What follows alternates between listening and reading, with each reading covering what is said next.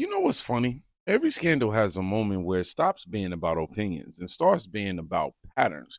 And once a pattern shows itself, you can't unsee it. I want you to watch this carefully. Name one thing we didn't create. If we created you, we have hand in everything you created. Because remember, humanity started in Somalia. You wouldn't exist if it wasn't for us. The world, as we know today, wouldn't exist if it wasn't for us. So yeah, we have hand in everything. We created everything. I mother humanity. Name one thing we didn't create. If we created you. Did you notice something there? Not confidence, certainty. Not pride, entitlement. That wasn't a claim. That was a position. And when people believe they're untouchable, they start acting like rules are optional. Now watch how that mindset behaves when it meets a simple question real quick, because the second anyone asks for proof, tone changes fast. What's up? I'm just here to wish everybody a happy new year from the Quality Leering Center here tonight. You want to say anything to everybody? You're trespassing, sir. Huh? You have no You're trespassing in my country. Live, sir. Live, please. Live. What do you mean live? I'm living well. Hold it up. Okay. Yeah. I'm on the sidewalk. What are you talking about? We are on our balcony. Okay. What time do you close? None of your business. None of my business? Okay. All right. Well, happy New Year anyway. You too. Thank you. Take care. Thank you. Enjoy. Probably won't be a great one for you, though, I'll be honest with you.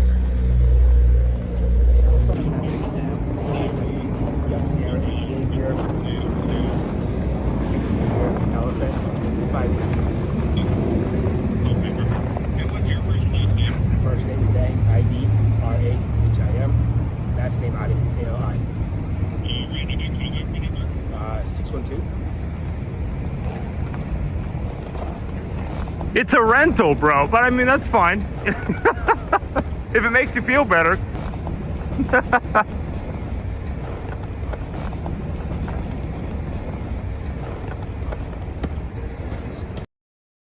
This is where it gets interesting. Notice how fast it flips from "we deserve respect" to "how dare you question me." That line, "you're trespassing," that's not about property, that's about authority. And authority without accountability always reacts the same way. Let's test that theory again real quick, right? Y'all follow me for a second. Same question, different place. The daycare owner? It's not your business. Why you need? What do you need? Is this an actual daycare, or are you aware of the Somali daycare fraud going on? We're just trying to check out if this is a real daycare. I am U.S. citizen. I am working now. Yeah. Okay? I work. Okay? You don't have to trespass to come my home. That's not right to Where are come. all the children? If you have a daycare, where are all the children? I don't have to tell you what I have, what I don't have. Are you a I have legitimate children daycare? there. Okay? Can you show me proof you're a daycare? I'm not proving anything for you. Are you government? Can I bring the government here to inspect you? I don't mind. That right there, that's the tell, right?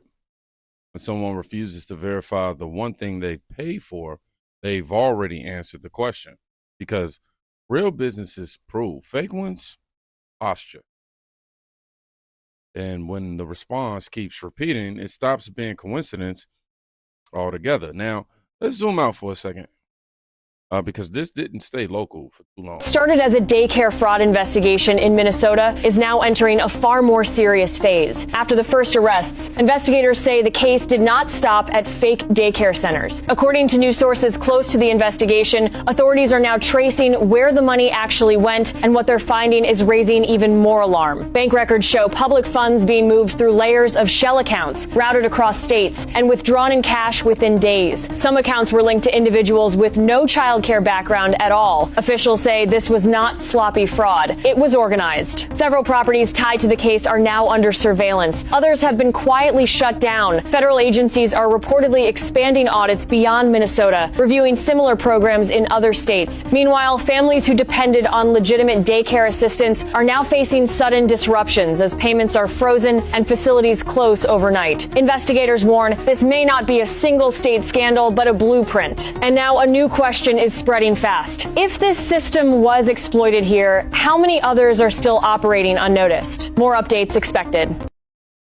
This is what people usually get uncomfortable, because now it's not a daycare, It's not a city, it's a complete system. And systems don't run on accidents. We know that, right? They run on incentives. So what incentive to make this behavior so consistent these days and so relaxed, or lax as I like to call it? Someone said the quiet part out loud though. And I want you to hear this very, very, very carefully. I got Somalians as neighbors, and I talked to one of them. And I asked him about this whole Somalian fraud that's going on in Minnesota. And one of the guys explained it to me this way. He said back in Somalia, a lot of them come from clans. And Muslims have this thing where their spoils, even their Prophet Muhammad, whatever, he would go out and plunder people, and the spoils of war would be considered rightfully theirs. And whenever they would go to a place and they would subjugate the non-believers, they would put a tax on them. So he's like, the Somalians believe in Minnesota, their plunder is rightfully theirs, and it's just a tax that the white people are paying for the Somalians, to the Muslims, to the non-believers. And so they do not comprehend the Western laws. They don't understand it. It doesn't compete to their Sharia law that they're practicing. And so there's outrage. And so he explained this one little thing to me. He's like, in their religion, they're permitted to lie. So when you see all these Somalians in Minnesota, being outrageous that their fraud is being exposed, he's like, they're permitted to lie. They're permitted to tax the non-believers. They're permitted to practice their Sharia law. They're permitted to plunder because in their belief system, it is rightfully theirs. So they don't understand why all these people are upset about, all this fraud that's going on, because they've been practicing all this stuff they've been doing in Somalia. They just brought their belief system here, and they do not understand why everyone's outraged. And, so that's just, and I was like, well, that kind of makes sense. I guess if you raised up in one belief system, you went to another, and then, you're upset why they're upset that you're marrying a 6-year-old. That's kind of been happening. Now, whether you agree with the explanation or not, here's the key point. If someone genuinely believes the money isn't yours to begin with, stealing stops feeling like stealing. That's the logic. Excuse me. That mindset explains the arrogance, the refusal, the repetition. And it also explains why certain politicians they decided to run interference, right? Because protection only lasts until receipts show up. Our country should be more fearful of white men across our country, because they are actually causing most of the deaths within this country. We should be profiling, monitoring, and creating policies to fight the radicalization. First off, who is ours? Ours what? You're not from here? My daughter has been in this country longer than you, and she ain't nothing but 10 years old. You can miss me with that our country. This ain't your country, boo-boo. We don't want you in here. Up with this party. I don't understand, man. The Democratic Party, they go around and they preach how much we should hate the white man. Why? It's always about racism with these people. It's always, the slaves, what? Wait a minute. Do you all think white Americans got in ships, went to Africa, captured black people, and brought them back over? No. They got on the ships, came to Africa, and purchased black people from black people and from Arabs. Y'all worry about the wrong type of people. What you need to be doing is getting mad at the Arabs. What you need to be doing is getting mad at it's going on now. Look at Africa now. This is the shield. This is the shield, y'all. Distraction, division, deflection. The 3 Ds. When fraud gets exposed, you don't answer, the charge. You change the subject. But that only works until the system starts cracking.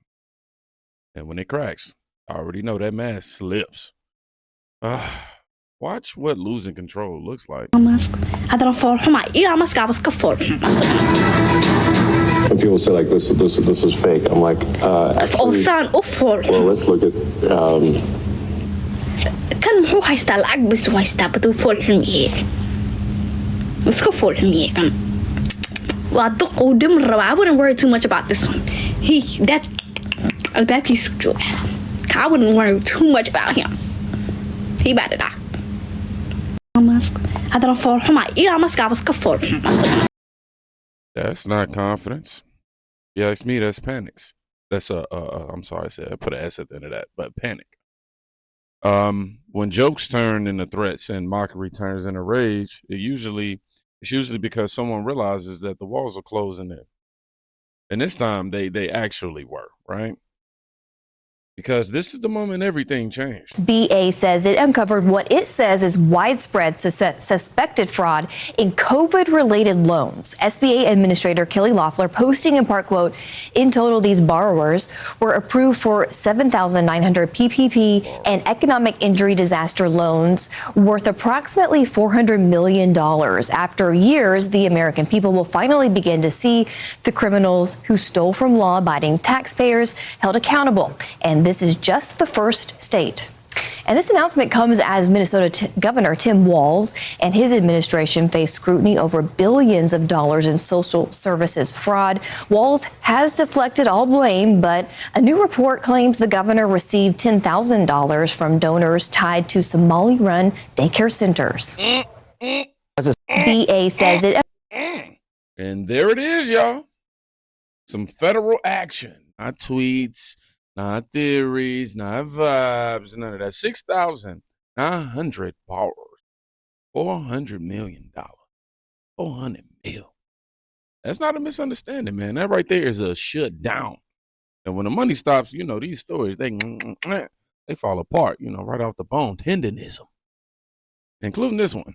Of what they say vandals did. Now, this is where they say the vandals got into the daycare through cinder block and appeared to be unsuccessful when trying many other ways. The daycare says it appears the vandals first tried to saw into the door of the Family Dollar next door in the shopping center, but that didn't work. The manager claims those who broke in went straight to the office, stealing information of the many children who were taken care of here. We are not a part of any harmful things that are being said. We have no problem with CCAP, and our licensing has been good. Even the inspections. I want to say no intimidation is going to stop us. Of what they say vandals did. Now, this is where reported on this story when it initially broke, but I just want to say, man, do anybody believe any really? Cut from the inside. Cut from the inside, missing documents. Perfect timing for y'all. Every scandal has a cover-up phase, and cover-ups are always sloppier than the crime, which brings us to the part nobody can spend. No. Because numbers, they don't argue back. My decoy and I went to Aisha Home Child Care in Kent, Washington, and she got inside. A corresponding page for Aisha Home Child Care on the state expenditure website indicates that this place has raked in $753,053 since 2022. We matched the address on the business card given to us with records for an Aisha Home Child Care on the Department of Children, Youth, and Families website for Washington State. The DCYF indicates that this place only serves 2 children. Their licensed capacity is 12, and they have 10 available slots, reflecting that this place only babysits 2 kids. But they're raking in $753,000? Even if this was, let's assume for a second, a legitimate daycare business that's only serving 2 children, there is no world where the government should be giving almost $1 million or $750,000 in subsidies to this place. On the inside, my decoy did see children. There was a small room inside of this person's house that was outfitted to look like a daycare. My decoy indicated that these children looked like they very well could have just been the person who was living there's children. The owner took a while to answer the door. My decoy said she heard rustling, children crying, and then when she walked in, there were the children, all standing in the daycare room, the playroom, not as if they were playing, just standing there leering at my decoy. She told me that not a single toy was out of place. This wasn't as if these children were just playing with toys and at daycare. It seemed that they were just placed in that room because there was a visitor. Now, I went through the licensing history of Aisha Home Child Care, and in 2016, they had a name change or modification that expired their license. In 2018, they moved, which corresponds exactly with the fact that I can't find any funding for this place prior to 2018. I could, however, find funding for the owner, Sarah Molin, who between 2021 and 2023 raked in $113,667 from the Department of Children, Youth, and Families, $257,078 between 2019 and 2021, and then was apparently receiving social and health benefits of $12,343 between 2017 and 2019, and $23,369 between 2013 and 2015, making a total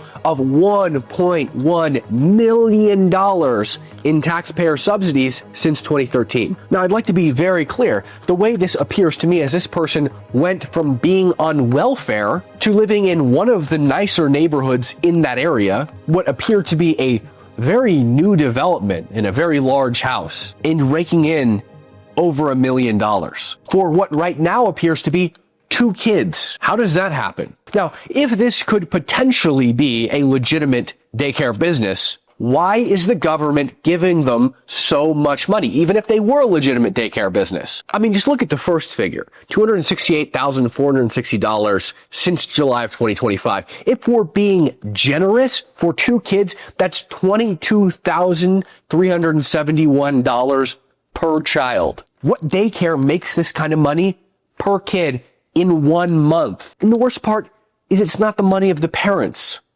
It's your money. Your tax dollars.